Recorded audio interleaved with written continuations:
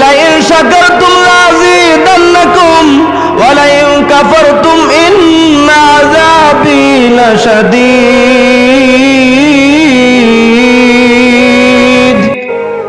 আল্লাহ রাব্বুল আলামিন দুনিয়ার মানুষকে জানিয়ে দাও, ও দুনিয়ার মানুষ, তোমরা যদি আমি আল্লাহ রাব্বুল আলামিনের নেয়ামত পাওয়ার পর শুকর আদায় করো, আমি আল্লাহ রাব্বুল আলামিন তোমাদের নেয়ামত বাড়িয়ে দিব। আর আমি আল্লাহ রাব্বুল আলামিনের নেয়ামত পাওয়ার পর যদি তোমরা শুকর আদায় না করো, আমি আল্লাহ রাব্বুল আলামিন তোমাদেরকে যে নেয়ামত দিয়েছি, তোমাদের থেকে নেয়ামত আমি আল্লাহ রাব্বুল আলামিন ছিনিয়ে নিয়ে যাব। তবে নেয়ামত পাওয়ার পর শুকর আদায় করা দরকার আছে না নাই? চিল্লা বলেন, আছে না নাই?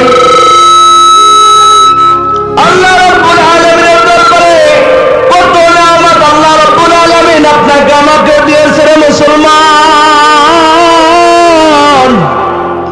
একটা বারো কি চিন্তা করতে দেখছো? আল্লাহ রাব্বুল আলামিন এই জমিনের ভিতরে 18,000 মাখলুকাত সৃষ্টি করলেন। 17,999টা মাখলুক থেকে আল্লাহ রাব্বুল আলামিন এই মানুষকে উত্তম করে বানাইছে। কারা উত্তম করে বানাইছে? এই মানুষকে উত্তম করে বানাইছে। শুধু তাই না, আল্লাহ রাব্বুল আলামিন সূরা 3-এর ভিতরে 4 বার কসম খেয়ে বলছে, ও বান্দা আমি তোকে উত্তম করে বানাইছি, ও বান্দা আমি তোকে উত্তম করে বানাইছি।